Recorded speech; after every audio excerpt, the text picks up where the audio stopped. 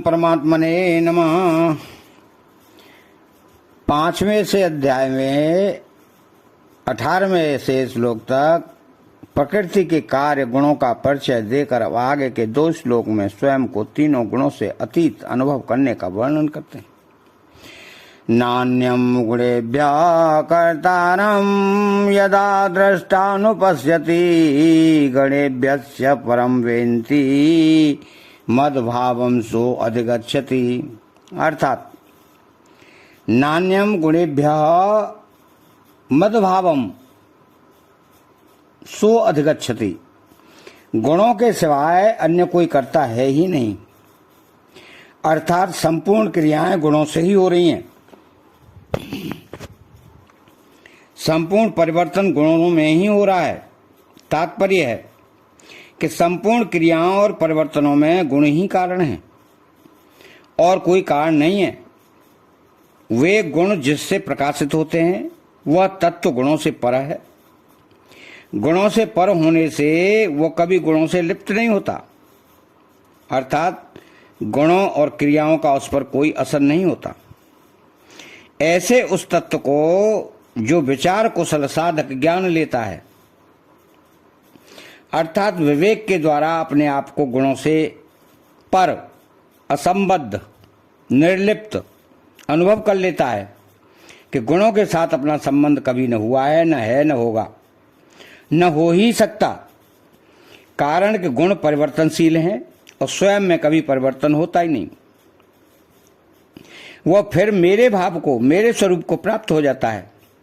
तात्पर्य है कि वह जो भूल से गुणों के साथ अपना संबंध मानता था, वह मान्यता मिट जाती है और मेरे साथ उसका जो स्वतः सिद्ध संबंध है वह ज्यों का त्यों रह जाता है। तो गुणेभ्यश्च परं वेत्ति का तात्पर्य है कि जिससे गुण प्रकाशित होते हैं उस प्रकाशक में अपनी स्थिति का अनुभव करना। मद्भावम सो अधिगच्छति पदों का अर्थ है कि वह मेरे भाव को अर्थात ब्रह्म को प्राप्त हो जाता है। इसी बात को दूसरे श्लोक में मम सा धर्म मांगता पदों से कहा गया है। तो विवेकी साधक गुणों के सिवाय अन्य किसी को करता नहीं देखता और अपने को गुणों से अर्थात क्रिया और पदार्थ से असंग अनुभव करता है। तो क्रिया और पदार्थ से असंग अनुभव करने पर वह योगारूढ़ हो जाता है। यदा नेन्द्रियार्थेषु, योगारूढ़ होने से शांति की प्राप्ति होती है और उस शांति में न अटकने से परमात्मा की प्राप्ति होती है। तो गुणानेतानतीत्या त्रिंदेहि देह समुद्भवान जन्म मृत्यु जरायु दुःखैर्मुक्तो अमृतमश्नुते। अर्थात गुणानेता नतीयत्रीन्द्रेहि देह समुद्भवान। यद्यपि विचार कुशल मनुष्य का देह के साथ संबंध नहीं होता, तथापि लोगों की दृष्टि में देह वाला होने से उसको यहाँ देही कहा गया है। तो देह को उत्पन्न करने वाले गुण ही हैं। तो जिस गुण के साथ मनुष्य अपना संबंध मान लेता है उसके अनुसार उसको ऊंच नीच योनियों में जन्म लेना ही पड़ता है। अभी इसी अध्याय के 5वें श्लोक से 18वें श्लोक तक जिनका वर्णन हुआ है, उन्हीं तीनों गुणों के लिए यहाँ एतान त्रीन गुणान पद आए। विचार कुशल मनुष्य इन तीनों गुणों का अतिक्रमण कर जाता है, अर्थात इनके साथ अपना संबंध नहीं मानता, इनके साथ माने हुए संबंध का त्याग कर देता है। कारण उसको यह स्थिति स्पष्ट विवेक हो जाता है कि सभी गुण परिवर्तनशील हैं, उत्पन्न और नष्ट होने वाले हैं और अपना स्वरूप गुणों से कभी लिप्त हुआ नहीं, हो सकता भी नहीं। ध्यान देने की बात है कि जिस प्रकृति से ये गुण उत्पन्न होते हैं उस प्रकृति के साथ भी स्वयं का किंचित मात्र भी संबंध नहीं है। फिर गुणों के साथ तो उसका संबंध हो ही कैसे सकता है। तो जन्म मृत्यु जरा दुखई विमुक्तो अमृत मश्नुते। जब साधक इन तीनों गुणों का अतिक्रमण कर जाता है तो फिर उसको जन्म, मृत्यु और वृद्धावस्था का दुख नहीं होता। वह जन्म, मृत्यु आदि के दुखों से छूट जाता है, क्योंकि जन्म आदि के होने में गुणों का संग ही कारण है। ये गुण आते जाते रहते हैं, इनमें परिवर्तन होता रहता है। गुणों की वृत्तियां कभी सात्विकी, कभी राजसी, कभी तामसी हो जाती है, परंतु स्वयं में कभी सात्विकपना, राजसपना और तामसपना आता ही नहीं। स्वयं स्वरूप को स्वतः असंग रहता है। इस असंग स्वरूप का कभी जन्म नहीं होता। तो जब जन्म नहीं होता तो मृत्यु भी नहीं होती, कारण कि जिसका जन्म होता है उसकी मृत्यु होती है तथा उसी की वृद्धावस्था भी होती है। तो गुणों का संग रहने से ही जन्म, मृत्यु और वृद्धावस्था के दुखों का अनुभव होता है। जो गुणों से सर्वदा निर्लिप्तता का अनुभव कर लेता है उसको स्वतः सिद्ध अमरता का अनुभव हो जाता है। तो देह से तादात्म्य में एकता मानने से ही मनुष्य अपने को मरने वाला समझता है। देह के संबंध से होने वाले संपूर्ण दुखों में सबसे बड़ा दुख मृत्यु ही माना जाता है। तो मनुष्य स्वरूप से है तो अमर ही, किंतु भोग और संग्रह में आसक्त होने से और प्रतिक्षण नष्ट होने वाले शरीर को अमर रखने की इच्छा ही उसको अमरता का अनुभव नहीं होता। तो विवेकी मनुष्य देह से तादात्म्य नष्ट होने पर अमरता का अनुभव करता है। पूर्व श्लोक में मद्भावम सो अधिगच्छति पदों से मद्भावम की प्राप्ति, भगवत भाव की प्राप्ति कही गई। एवं यहाँ अमृत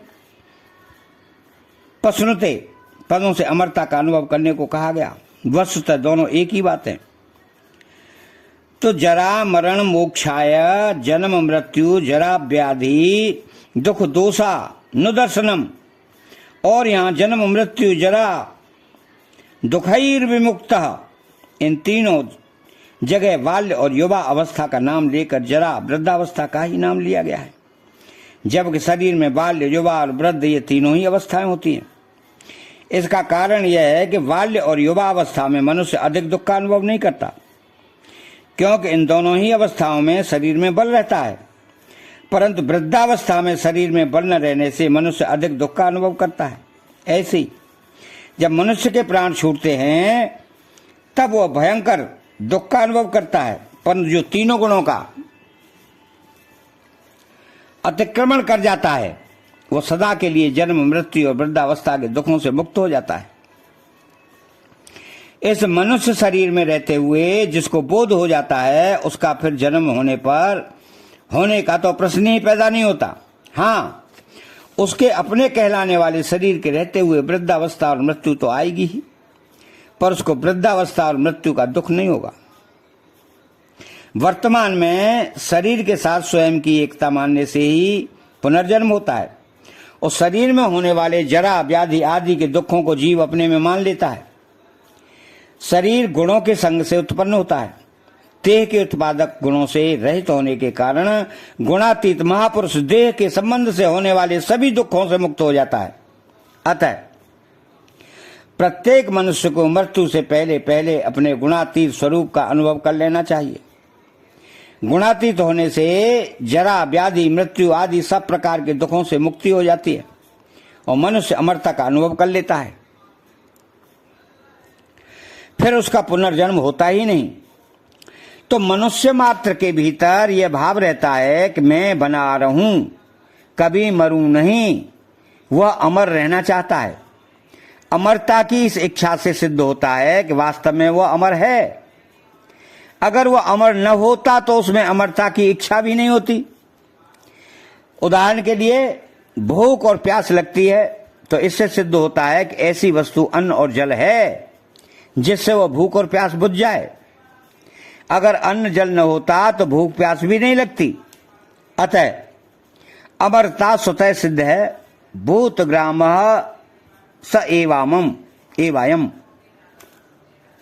परंतु स्वरूप से अमर होते हुए भी जब मनुष्य अपने विवेक का तिरस्कार करके मरण धर्मा शरीर के साथ तादात्म्य में मान लेता है, अर्थात मैं शरीर हूं ऐसा मान लेता है, तब उसमें मृत्यु का भय और अमरता की इच्छा पैदा हो जाती है।